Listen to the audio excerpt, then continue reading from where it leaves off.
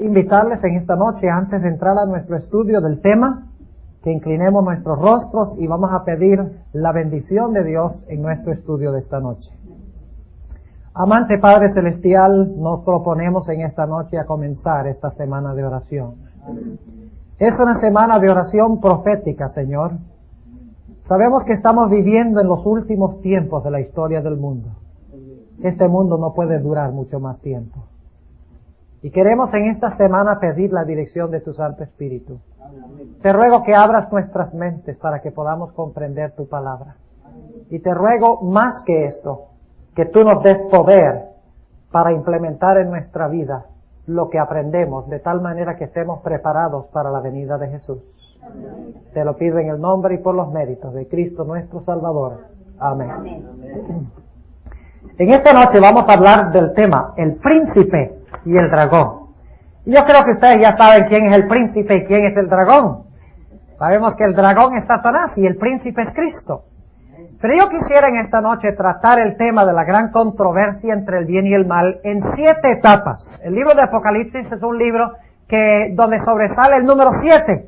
Hay 7 sellos, 7 trompetas, 7 iglesias, 7 cuernos, 7 espíritus, 7 plagas, 7 ángeles. Hay muchos 7 en el libro de Apocalipsis. Y en esta noche yo quisiera que habláramos un poco de las 7 etapas de la gran controversia entre el bien y el mal. Y vamos a notar que en cada una de las etapas de la gran controversia entre el bien y el mal, el vencedor es Cristo Jesús. Y vamos a encontrar que lo que Dios quiere que nosotros hagamos, hermanos, es que vayamos a anunciarle a la gente que nos rodea que Cristo es el gran vencedor y que Satanás es el gran perdedor. Y que si nosotros nos aliamos a Satanás, nos vamos a perder porque Satanás es el perdedor. Y si nos aliamos con Cristo, vamos a vencer, porque en todas las etapas de la gran controversia, Cristo ha vencido a Satanás. Vamos a tomar como nuestra base de estudio en esta noche Apocalipsis el capítulo 12. Apocalipsis el capítulo 12, y durante el transcurso de la semana vamos a estudiar varios aspectos de lo que vamos a estudiar en esta noche, pero los vamos a analizar en más detalle.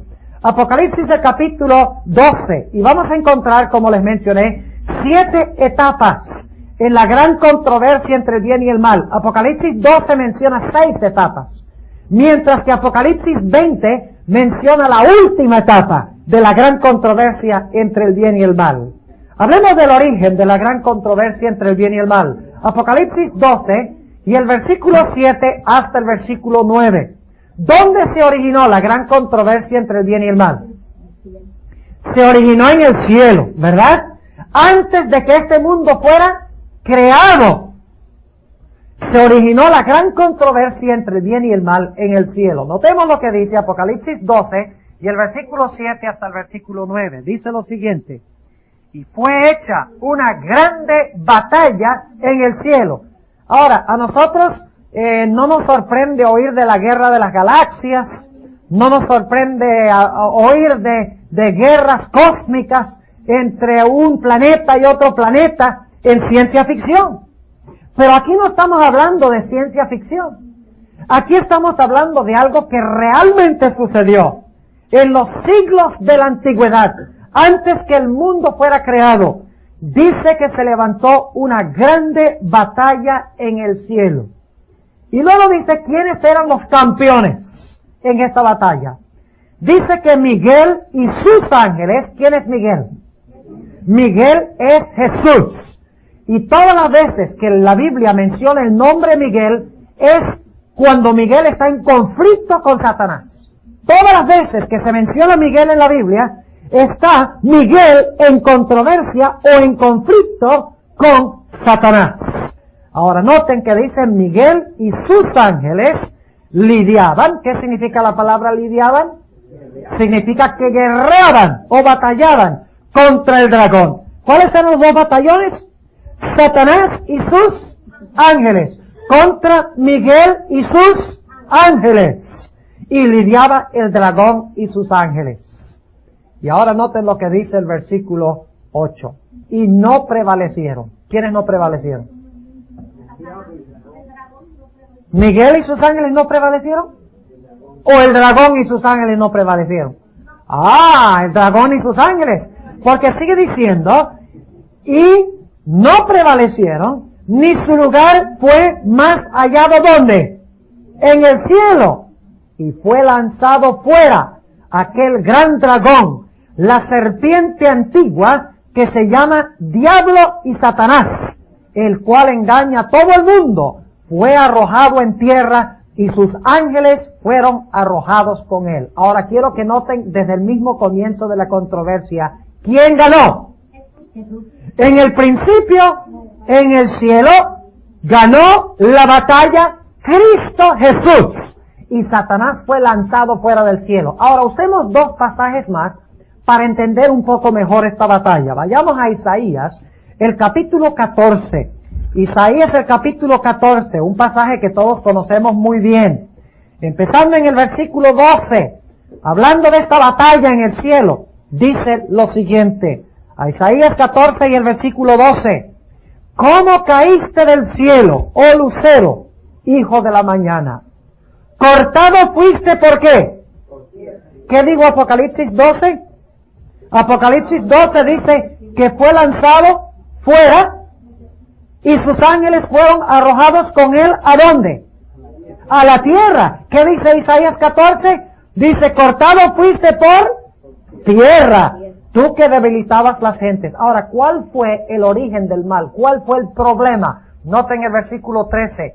Tú que decías en tu corazón, subiré al cielo, en lo alto junto a las estrellas de Dios, ensalzaré mi solio, y en el monte del testimonio me sentaré a los lados del Aquilón, es decir, a los lados del norte. Sobre las alturas de las nubes subiré, y seré semejante al Altísimo. ¿Qué quería hacer Satanás? Quería derribar a Cristo de su ¿qué? De su trono, y quería ¿quién ocupar el trono de Cristo? Satanás quería ocupar el trono de Cristo. Ahora, ¿por qué se le ocurrió una idea tan increíble y tan ridícula? Noten Ezequiel, el capítulo 28. Ezequiel, el capítulo 28. Y vamos a notar por qué él codició el trono de Cristo, el trono de Miguel. Dice en Ezequiel, el capítulo 28, empezando en el versículo 12, lo siguiente.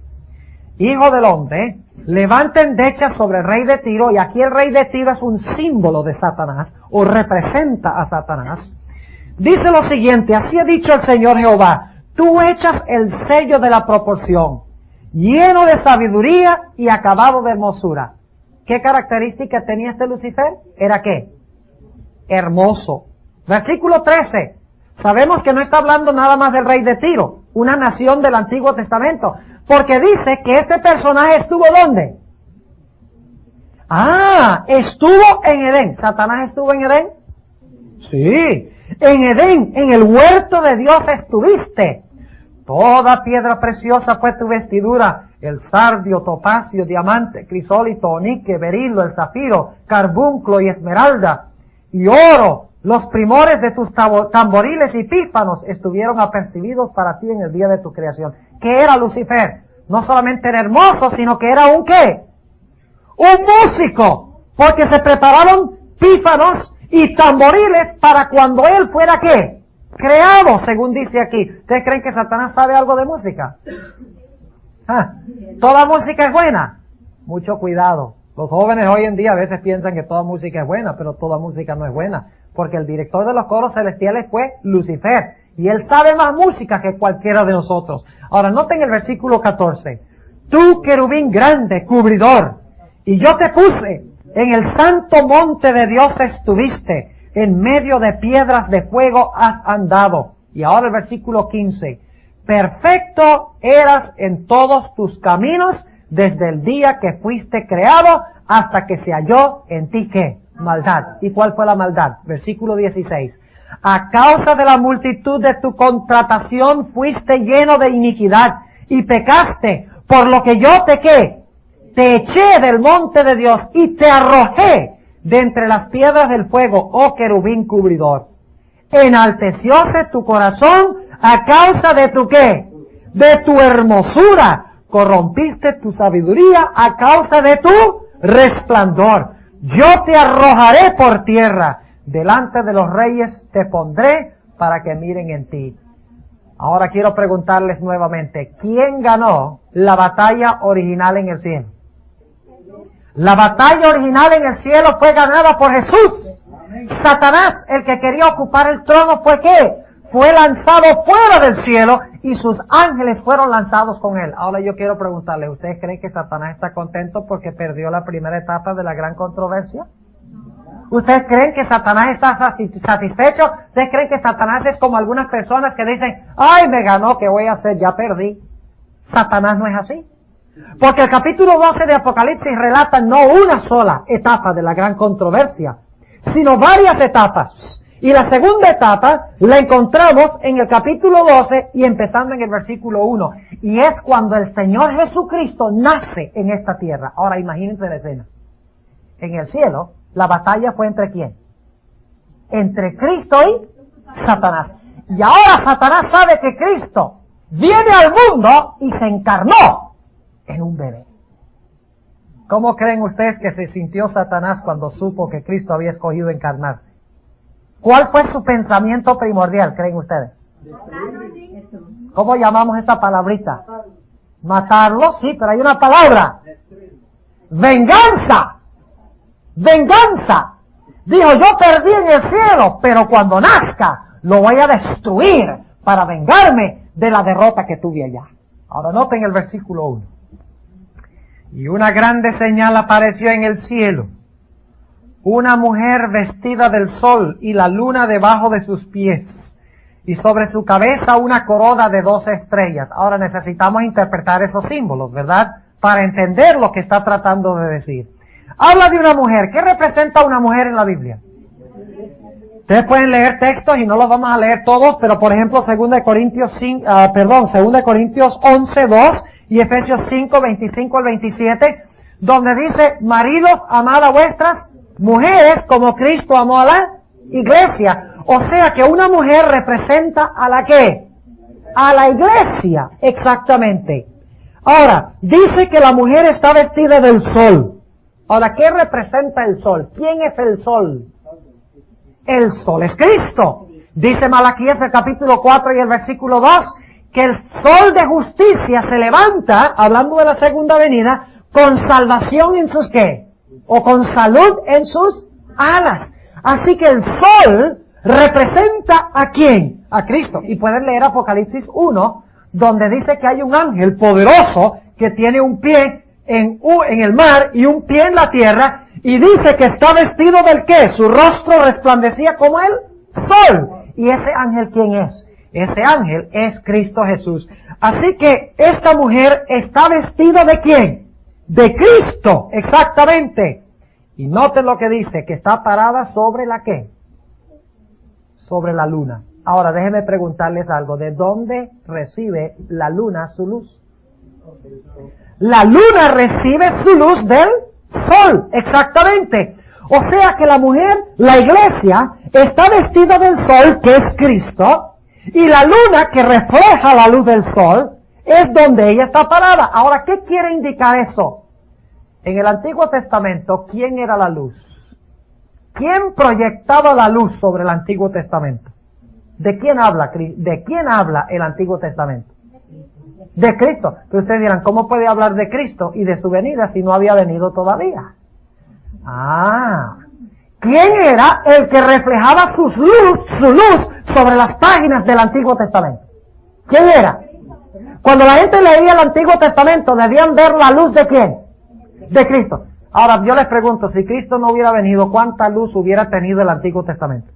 ¿Cuánto hubiera entendido la gente del Antiguo Testamento? ¿Lo hubieran podido entender? ¡Claro que no! El Antiguo Testamento tenía luz porque Cristo iba a venir a hacer todo lo que el Antiguo Testamento decía. ¿No es cierto? ¿Entiende lo que estoy diciendo? O sea que el sol representa el periodo del Nuevo Testamento cuando Cristo ya vino. Y la luna, que reflejaba la luz de Cristo, quien vino, representa el Antiguo Testamento que recibía destellos de la gloria de Cristo y que la gente al leerlo debía ver un simbolismo o un reflejo del Señor Jesucristo. Así que esto representa la iglesia de todos los tiempos, La iglesia del Antiguo Testamento, la iglesia del Nuevo Testamento, la iglesia que está cubierta completamente ¿de quién? De Cristo Jesús. Y luego sigue diciendo que sobre su cabeza tiene una corona. Ahora, ¿qué indica una corona en la Biblia? Ustedes pueden leer, por ejemplo, en Apocalipsis 19. Dice que cuando Cristo viene como Rey de Reyes y Señor de Señores en su segunda venida, dice que viene con muchas coronas o muchas diademas.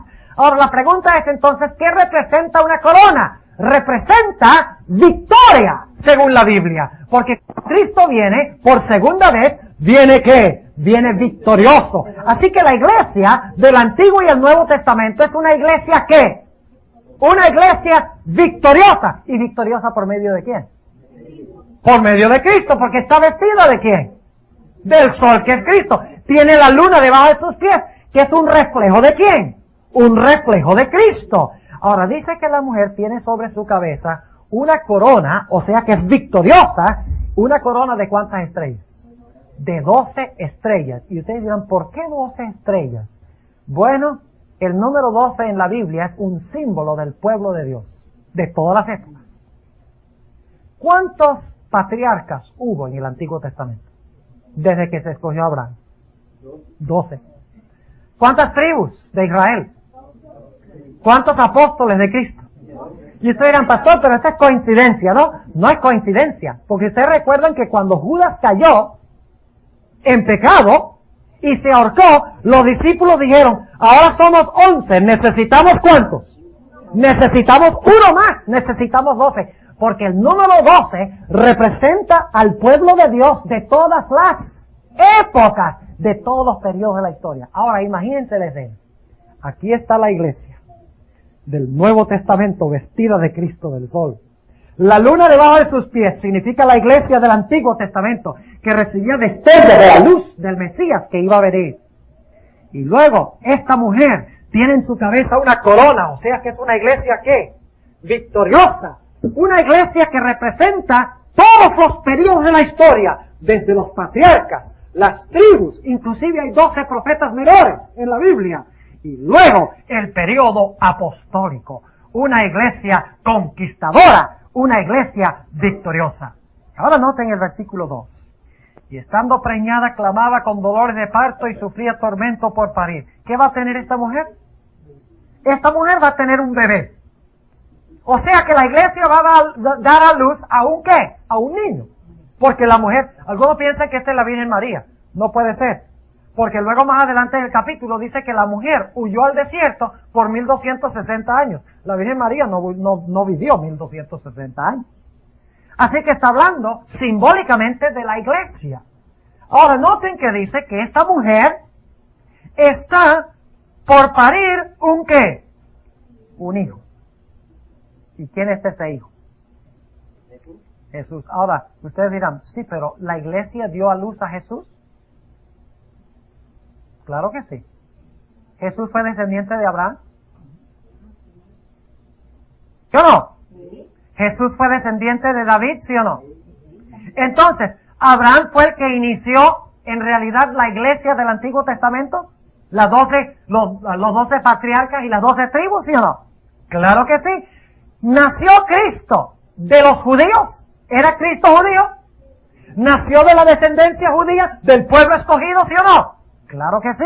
Jesús nació en el seno de la iglesia, según la historia bíblica.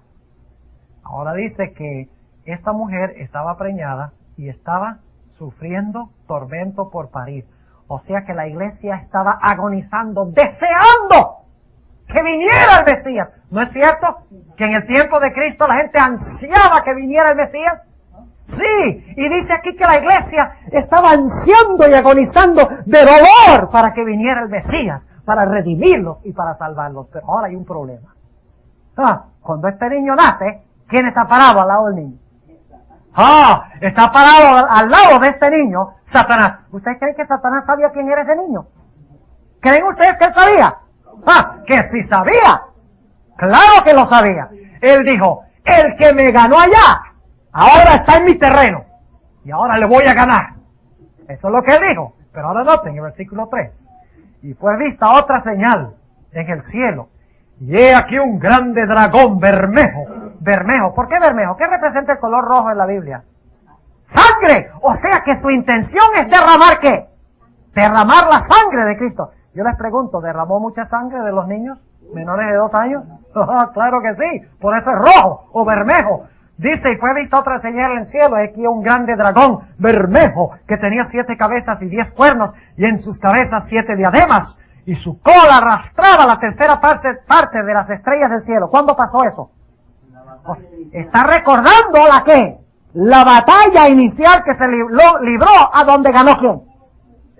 ¿A donde perdió quién? Satanás. Y dice en la última parte del versículo 4, y el dragón se paró delante de la mujer, que estaba para parir a fin de devorar a su hijo cuando hubiese parido. Ahora, ¿cómo se paró el dragón al lado de la mujer? ¿Acaso Satanás se le apareció a Cristo en persona? ¿De Satanás se apareció como un dragón? Algunas personas creen que Satanás es un dragón con cachos y con cola y con un tridente en la mano, y que tienen el tridente a un pobre pecador y lo asa en las llamas del infierno. ¿Es eso lo que está tratando de enseñar el texto bíblico? ¡Claro que no! Lo que nos está diciendo el texto bíblico es que Satanás es destructor, como sería un ¿qué? Como sería un dragón. Y dice que quería devorar a Jesús cuando naciera. ¿Cómo trató Satanás de devorar a Cristo cuando Cristo nació? ¿Por medio de quién? De Herodes. Ahora, recuerda la historia del Antiguo Testamento, ¿cómo trató Satanás de devorar a Moisés cuando Moisés nació? ¿Por medio de quién? Por medio de Faraón. Y saben ustedes que en Ezequiel 29:3 se le llama a Faraón el gran dragón que yace en medio de las aguas del río Nilo. Así que el dragón es Satanás, pero Satanás a veces no obra directamente como en el cielo, sino que obra cuando Cristo nace a través del Imperio Romano, a través de Herodes, quien procura matar a todos los niños menores de 2 años, y junto con los niños matar ¿a quién? Matar a Cristo Jesús. Y tuvo éxito Satanás en matar a Cristo, ¿cierto? No, ¿quién ganó en la segunda etapa cuando Cristo nació? Noten el versículo 5. Y ella parió un hijo varón, el cual había de regir todas las gentes con vara de hierro, y su hijo fue arrebatado para Dios y su trono. ¿Quién ganó en la segunda etapa? En la segunda etapa ganó Cristo. ¿Quién ganó en el cielo? Ganó Cristo. Pobre Satanás, en las primeras 2 etapas no vio ni una, porque el Señor Jesucristo le ganó. Pero ahora vamos a la tercera etapa de la gran controversia entre el bien y el mal, y es la que encontramos en el versículo 10. ¿Y quién creen ustedes que gana en la tercera etapa? A ver, adivinen, ¿quién creen ustedes que gana en la tercera etapa? Óigame, pero ustedes son bien sabios e inteligentes. ¿Dónde es lo que dice? El versículo 10. Y oí una grande voz en el cielo que decía: ahora ha venido la salvación y la virtud y el reino de nuestro Dios y el poder de su Cristo, porque el acusador de nuestros hermanos ha sido arrojado, el cual los acusaba delante de nuestro Dios día y noche, y ellos le han vencido ¿por la qué? Por la sangre del Cordero. O sea que en estos versículos ya se ha derramado ¿qué? La sangre del Cordero, y ellos le han vencido por la sangre del Cordero y por la palabra de su testimonio, y no han amado sus vidas hasta la muerte. Versículo 12, por lo cual alegraos cielos y los que moráis en ellos. ¡Ay de los moradores de la tierra y del mar, porque el diablo ha descendido a vosotros teniendo grande ira, sabiendo que tiene poco tiempo! Ahora yo quiero preguntarles, ¿a cuál etapa de la gran controversia se refiere los versículos 10 al 12? Muchas personas creen que se refiere al arrojamiento original de Satanás del cielo, pero no es así. Estos versículos se refieren al arrojamiento de Satanás del cielo en la cruz del Calvario. Y ustedes dirán, pero pastor, ¿cómo dice usted eso? ¿Acaso Satanás fue arrojado del cielo cuando Cristo murió? Acabamos de leer hace unos momentos que Satanás fue arrojado del cielo originalmente cuando comenzó la batalla con Cristo Jesús. ¿Cómo así que en la cruz fue lanzado del cielo? ¿Saben ustedes que Satanás podía ir al cielo como representante de este mundo hasta que el Señor Jesucristo murió en la cruz del Calvario? Y ustedes dirán, ¿cómo así, pastor? Claro que sí. ¿Te recuerdan la historia de Job, el patriarca? Muy interesante. Cristo en el cielo le preguntó a Satanás, ¿de dónde vienes? En la reunión en el cielo. Y dice, de rodear la tierra y de andar por ella. Y el Señor Jesucristo empieza una conversación en el cielo con Satanás. O sea que en el libro de Job, ¿quién estaba en el cielo? Satanás. ¿Y qué hacía Satanás allá? ¿Quién debía haber estado ahí? Cuidado, ¿quién debería haber estado ahí en el cielo? Ahí en el cielo debería estar representando este mundo Adán. Porque ¿a quién colocó Cristo en este mundo como su mayordomo, como el rey de este mundo originalmente? Para dominar el mundo. Dice que les dio dominio en Génesis 1, ¿no es cierto? Les dijo, señoread sobre la tierra, reinad sobre la tierra. ¿Quién era el rey legítimo de la tierra? Colocado por Cristo Jesús, Adán. Y por lo tanto, como rey o gobernante de este mundo, delegado por Cristo, y la hermana White dice que cada uno de los mundos tiene un gobernante, un representante, colocado allí por Cristo Jesús. ¿Quién debería haber representado a este mundo? Adán debería haber estado allá. Pero ¿por qué no fue Adán allá a ese concilio en el libro de Job? Sencillamente porque Adán, al ser vencido por Satanás, se mostró más débil que Satanás, y por lo tanto Satanás fue representando a este mundo. Y hasta la cruz, mis hermanos, Satanás podía ir allá a las cortes celestiales representando a este mundo. Por eso el Señor Jesucristo llamó a Satanás el príncipe de este mundo. Por eso Satanás en el monte de la tentación le dijo a Cristo, todo esto te lo daré si tan solo te arrodillas y me adoras. Ahora, si Cristo hubiera sido el rey de este mundo en ese momento, sin haber muerto, porque no había muerto cuando fue tentado, entonces Cristo le hubiera dicho a Satanás, ¿qué? Eso no es ninguna tentación, tú me estás ofreciendo lo que ya es mío, ¿verdad? Pero encontramos que Satanás había robado el puesto de Adán, el puesto como rey y gobernante, y por lo tanto él iba al cielo representando al mundo. Y yo quiero preguntarles, ¿cuándo fue lanzado Satanás fuera como representante de este mundo? Cuando el Señor Jesucristo murió en la cruz del Calvario. Noten otra vez el versículo 10 y vamos a comparar dos otros versículos. Dice, y oí una grande voz en el cielo que decía, ahora ha venido la salvación y la virtud y el reino de nuestro Dios y el poder de su Cristo. Porque el acusador de nuestros hermanos ha sido arrojado, el cual los acusaba delante de nuestro Dios día y noche. Ahora yo quiero preguntarles, cuando Satanás fue lanzado fuera del cielo originalmente, ¿había seres humanos a quienes acusar? No. ¿El planeta Tierra fue creado después que Satanás fue lanzado del cielo o antes? Según el Espíritu Profecía. Satanás fue lanzado fuera y luego fue creado ¿qué? Este mundo. ¿Había alguien quien acusar cuando Satanás fue lanzado fuera del cielo originalmente? No. Así que esto no puede referirse al lanzamiento original, sino que tiene que ser otro arrojamiento. ¿No es cierto? Porque dice aquí que fue arrojado del cielo el que acusaba a los hijos de Dios, ¿qué? Día y noche. Lo cual significa que esto se refiere no al lanzamiento original, sino que se refiere al lanzamiento en un momento posterior. Hay otra forma en que Satanás fue lanzado fuera del cielo. Hasta la cruz del Calvario, si ustedes leen el libro de Ciudad de todas las Gentes, página 709, la sierva de Dios dice que hasta la cruz del Calvario, los seres celestiales no estaban muy seguros en cuanto a la naturaleza de la gran controversia entre el bien y el mal. Tenían dudas en cuanto a muchos aspectos. Satanás había mentido tanto en cuanto a Dios, en cuanto a Cristo, que los ángeles decían, bueno, estas acusaciones suenan muy persuasivas, pero quién sabe si será realidad. Pero dice la sierva de Dios en la página 709 del Deseado de todas las Gentes, que en la cruz del Calvario a Satanás le fue arrancada la máscara, el disfraz que tenía. Y perdió completamente las simpatías de los seres celestiales.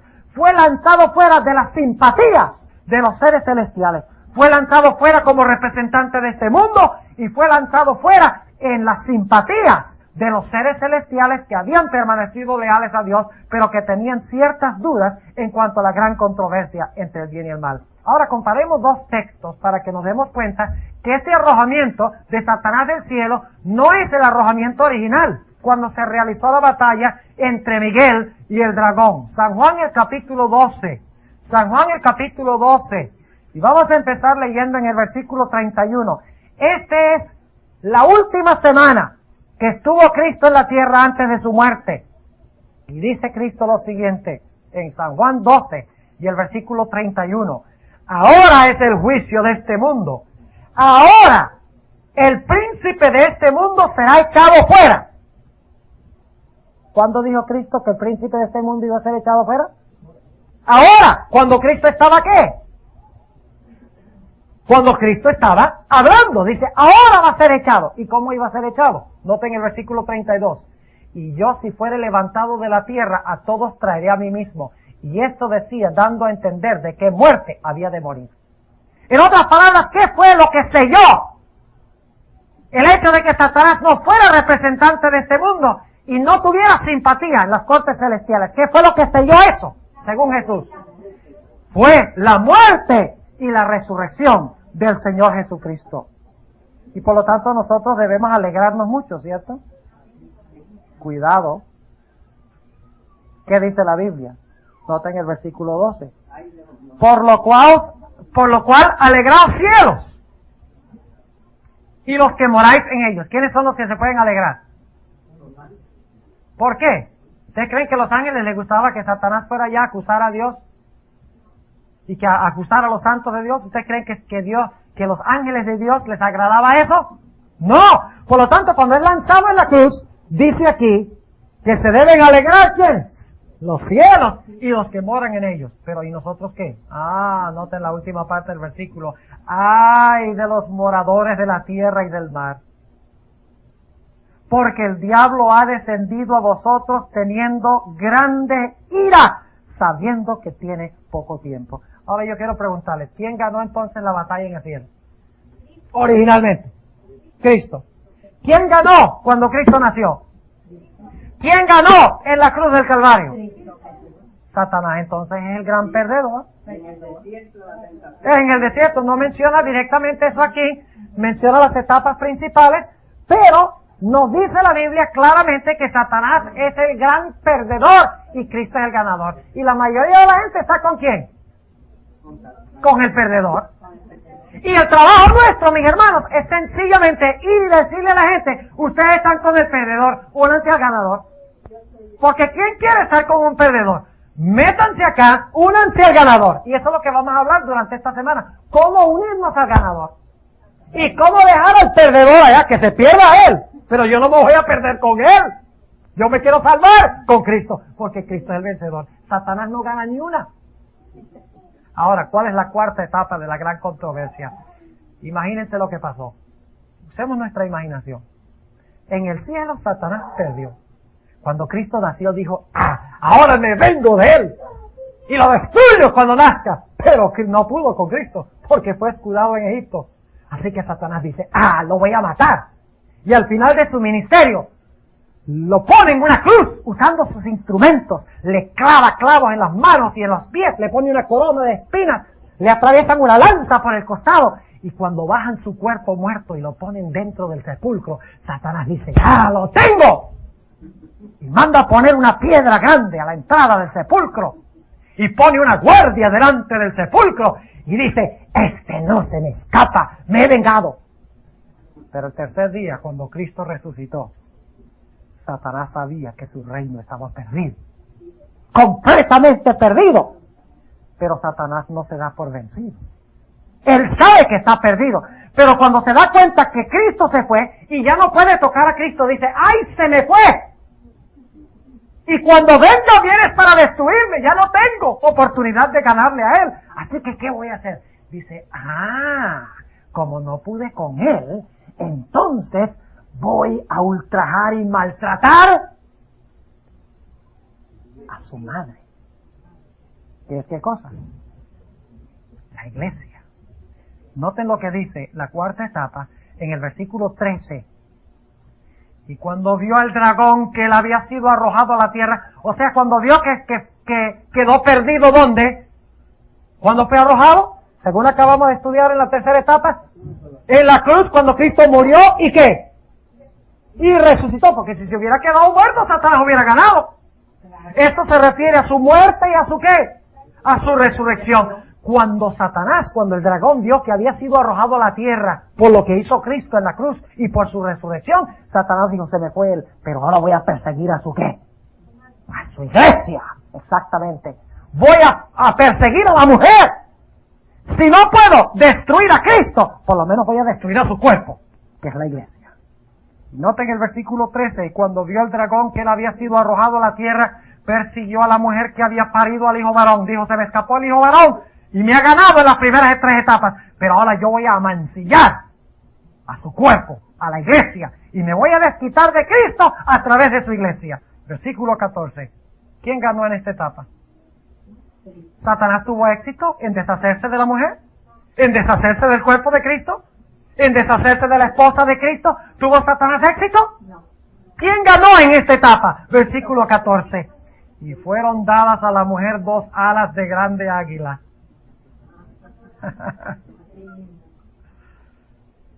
Para que de la presencia de la serpiente volase al desierto, a su lugar, donde es mantenida. ¿Qué pasó con la iglesia durante los 1260 años? ¿Fue qué?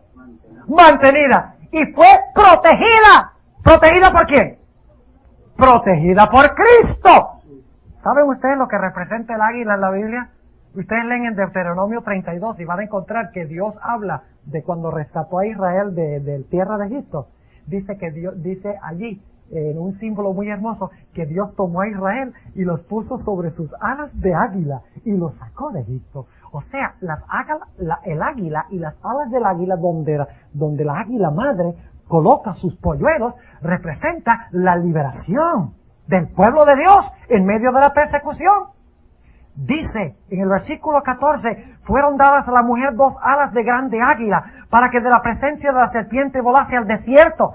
Oh, el pueblo de Dios estuvo en el desierto. El pueblo de Dios fue perseguido, fue ultrajado. Sí, como no. Pero no pudo destruirla, porque dice la Biblia que fue mantenida por un tiempo y tiempos y la mitad de un tiempo. Siempre hubo un remanente fiel durante los 1260 años.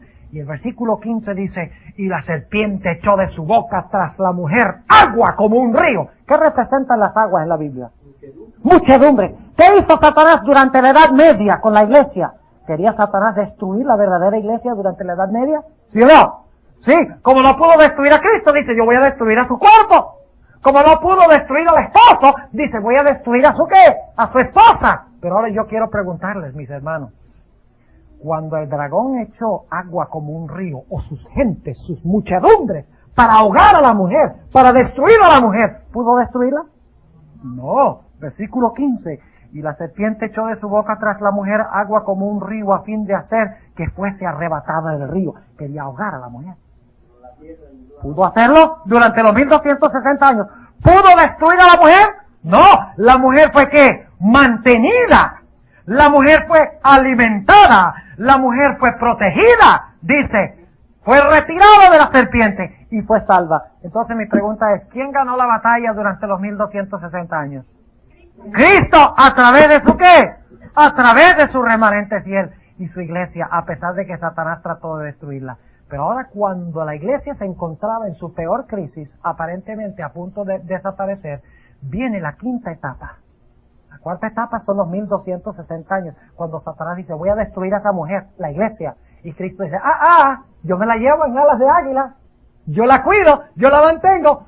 Puede mandar aguas como un río para ahogarla, pero yo no dejo que tú me la destruyas. Cristo gana durante los 1260 años. Ahora la 5ª etapa se encuentra en el versículo 16. Y la tierra ayudó a la mujer. La tierra ayudó a la mujer.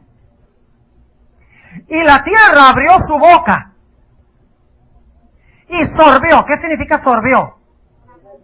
Significa que se chupó o se tragó, ¿verdad? Dice, sorbió el río que había echado el dragón de su boca. O sea, que la tierra cortó ¿la qué? La persecución. Porque si las muchedumbres representan que las muchedumbres de Satanás, el río que quiere ahogar a la mujer representa persecución, entonces la tierra que seca las aguas debe representar que de repente, ¿para qué cosa? la persecución y ya no hay más persecución. Ahora yo quiero preguntarles, cuando terminaron los 1260 años, se levantó una potencia en este mundo que garantizó libertad de conciencia, separación de la Iglesia del Estado, que en su Constitución garantizó libertad a todos los seres humanos para adorar a Dios de acuerdo a los principios de su propia conciencia, ¿sí o no? ¿Cuál país es ese? Los Estados Unidos. ¿Y de dónde se levanta los Estados Unidos según Apocalipsis 13, el siguiente capítulo? Dice que se levantó una bestia ¿de dónde? De la tierra. Que tenía dos cuernos como ¿de qué? De cordero. Ahora, ¿qué representa el cordero en la Biblia? Vamos a hablar de esta profecía, el Dios mediante, el domingo en la noche. Pero ¿qué representa un cordero en la Biblia? Mansedumbre e inocencia, pero el cordero, ¿qué es? Según la Biblia, es un símbolo de Cristo, lo cual significa que este país iba a ser un país ¿qué? Cristiano. E iba a tener dos principios sobresalientes. ¿Qué es qué cosa? Libertad civil y libertad religiosa y separación de los dos, de tal manera que la gente pudiera adorar de acuerdo a su propia conciencia. Y así fue que la gente que fue perseguida en Europa, ustedes recuerdan que hubo la persecución que describe aquí durante los 1260 años, fue una persecución horrenda cuando Satanás quería destruir a la mujer de Cristo. Pero cuando estaban a punto de ser destruidos, ¿a dónde huyó esa gente? La respuesta histórica a esta pregunta es que ellos huyeron a los Estados Unidos de Norteamérica. Fue en el año 1620 cuando los peregrinos se embarcaron en Inglaterra para partir hacia los Estados Unidos. Ahora ustedes notarán en Apocalipsis el capítulo 13 que la primera bestia se levanta del mar. El mar representa Europa, de donde se levanta esta bestia. Pero ustedes notan que hay una segunda bestia en Apocalipsis 13. Y esta bestia se levanta de la tierra. Ahora bien, si el mar representa muchedumbres, naciones y lenguas, significa que el lugar donde se levantó esta primera bestia en Europa es un lugar donde había muchos habitantes. Pero entonces, la bestia que se levanta de la tierra debe representar un país que se levanta en un lugar donde hay una escasez de habitantes. Es decir, hay escasez de aguas o hay muy pocas aguas. Así es que cuando los peregrinos estaban siendo perseguidos por las aguas en Europa, huyeron a un país representado por la tierra. Y es verdad que este país era un lugar casi sin habitantes cuando huyeron de allá donde querían destruir a la iglesia para acá, para Norteamérica. La respuesta es que sí. Así que yo quiero preguntar, ¿quién está ganando en esta etapa de la gran controversia entre el bien y el mal? ¿Puede Satanás? ¿Estás persiguiendo Satanás a la iglesia hoy? Bueno, en algunas partes del mundo, pero aquí en los Estados Unidos, donde está el baluarte del cristianismo, ¿está Satanás persiguiendo a la iglesia? ¿Está destruyendo a los cristianos de la iglesia de Maranatha? Satanás está muy feliz de que él no puede perseguir a la gente hoy en día. Hay ciertos países donde él persigue, sí. Pero generalmente hablando, de la mayoría de los países del mundo, no hay persecución. Ha sido coartado y frenado. ¿Ustedes creen que Satanás está contento de que no hay persecución y ya no puede perseguir porque los gobiernos del mundo son democráticos y dan libertad de conciencia? Yo no creo que Satanás está muy feliz con ese arreglo. Ahora repasemos lo que hemos estudiado. En el cielo, ¿quién ganó? Cuando Cristo nació, ¿quién ganó?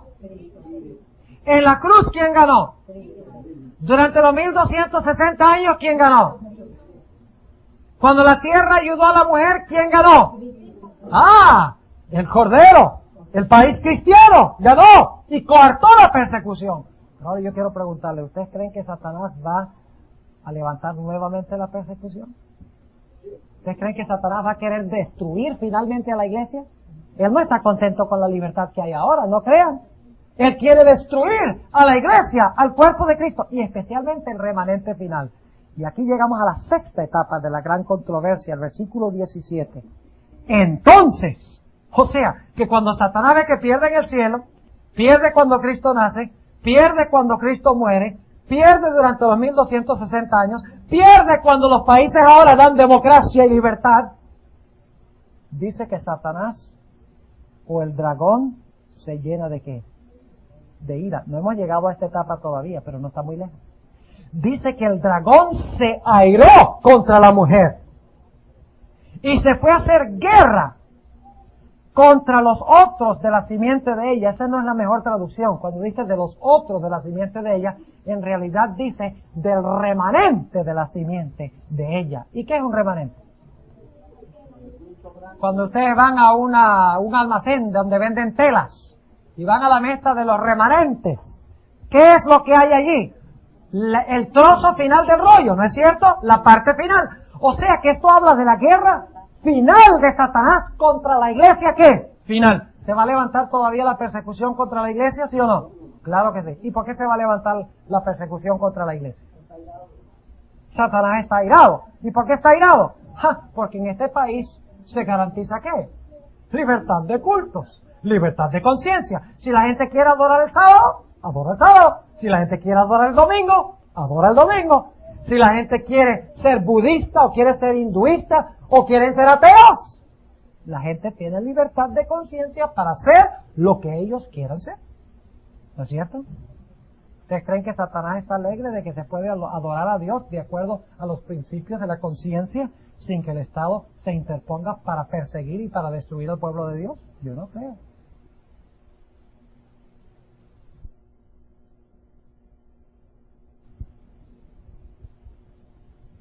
Y por lo tanto dice que se va a levantar nuevamente contra la iglesia. ¿Qué cosa? Persecución. Se va a levantar persecución por dos razones. Noten el versículo 17. Dice que se va a hacer guerra contra el remanente, contra el último grupo de la iglesia. Esto no ha pasado todavía, pero pronto va a pasar. Y de eso vamos a hablar mañana, Dios mediante. Y el domingo en la noche vamos a hablar más de esta profecía. Dice que este remanente tiene dos características. ¿Y cuáles son las características? Guardan 9 de los mandamientos de Dios. Guardan 9 y medio de los mandamientos de Dios. ¿Eso es lo que dice? ¡No! ¿Por qué Satanás está airado contra la iglesia final? ¿Por qué va a levantar su ira contra la iglesia final? Porque esa iglesia guarda ¿qué? No 9, ni 8, ni 7, sino los mandamientos de Dios. Pero hay otra razón. Contra los que guardan los mandamientos de Dios y tienen el testimonio de Jesucristo. ¿Y qué es el testimonio de Jesucristo? El testimonio de Jesucristo es el espíritu de profecía. ¿Y a través de quién se ha manifestado el espíritu de profecía en la iglesia adventista?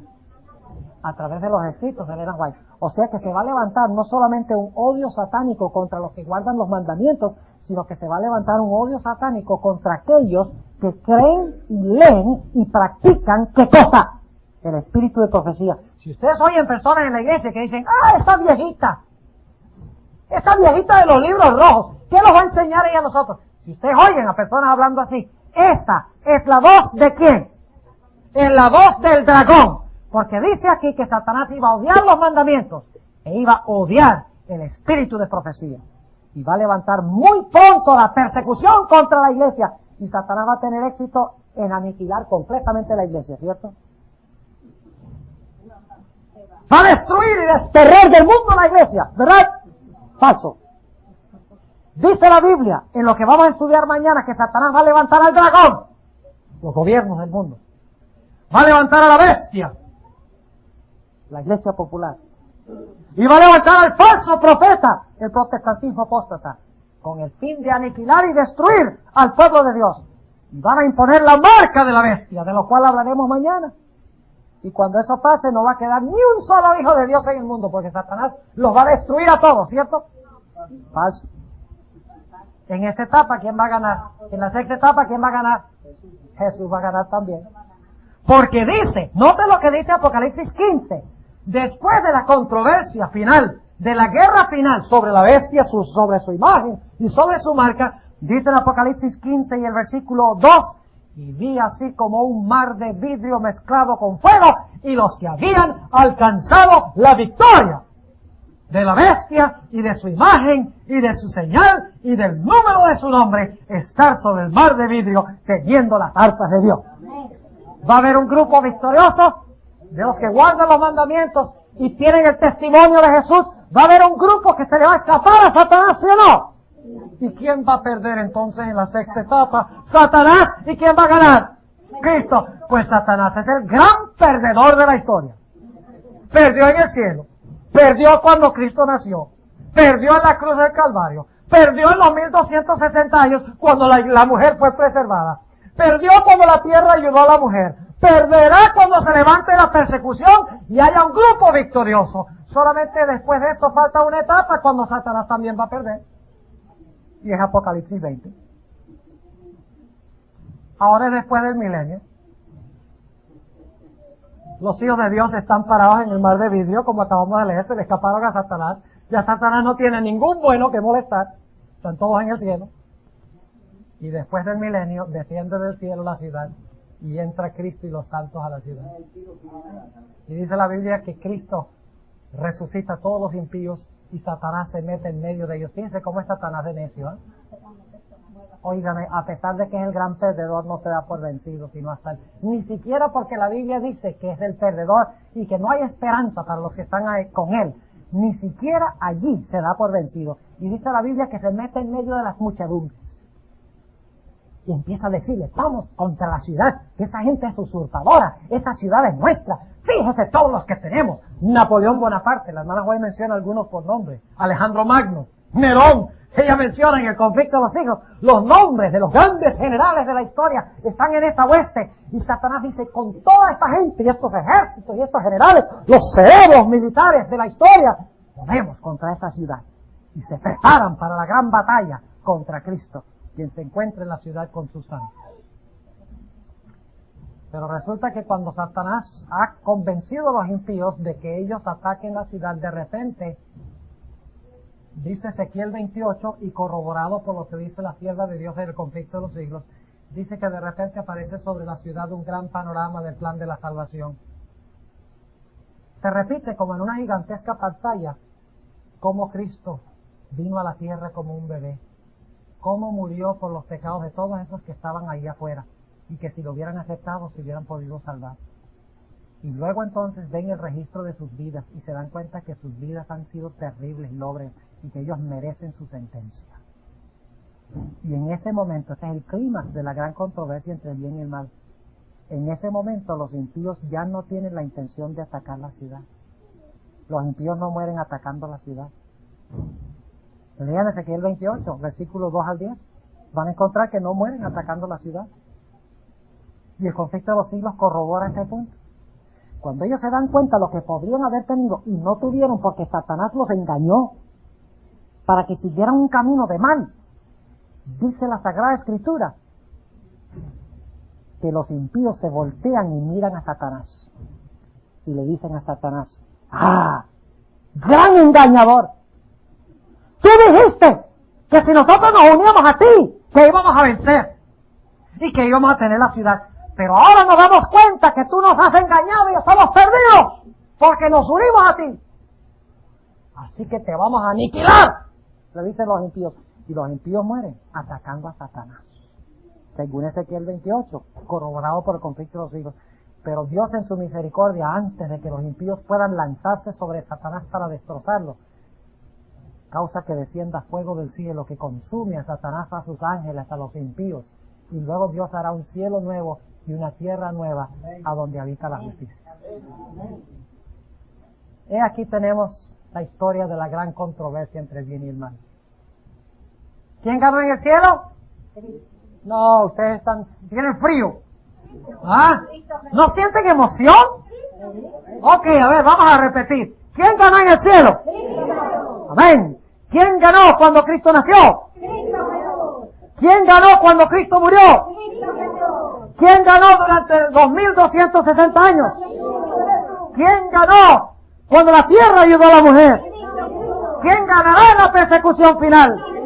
¿Y quién ganará después del milenio? Entonces, ¿con quién debemos aliarnos? Pues que ustedes quieren estar con el perdedor. A nadie le gusta estar con un perdedor. Todos queremos estar con el ganador. ¿Y el ganador es quién? El ganador es Cristo. ¿Ustedes creen que hay mucha gente allá afuera que creen que Satanás es el ganador? ¿Que están siguiendo a Satanás confiados de que van a ganar con él? Sí. ¿Y cuál es nuestra tarea? Nuestra tarea es ir de casa en casa y decirle, ¿sabe usted que si está sirviendo a Satanás está perdido? ¿Ah, sí? Y contarles la historia de cómo Satanás las ha perdido todas. De tal manera que la gente diga, oiga, yo no sabía que yo estaba en el batallón perdedor. Yo me voy allá con los ganadores. Y que se unan al remanente de Cristo, que dejen su drogadicción, su alcoholismo, sus problemas familiares, toda la parranda y todas las cosas que hacen, viendo que todo esto es producto de Satanás, y que digan, yo y mi casa serviremos a Jehová, porque Jehová es el gran ganador. Y durante esta semana, mis hermanos y mis amigos, vamos a hablar del gran ganador, Cristo Jesús. Y vamos a tomar nuestra decisión de unirnos con Cristo Jesús para que seamos más que vencedores por medio de Él. Quiero preguntar en esta noche, ¿cuántos de los presentes quieren decirle al Señor Jesucristo, en esta noche yo tomo mi decisión de pertenecer a tu batallón ganador, pertenecer al ganador, a Cristo Jesús? Gloria al Señor, oremos.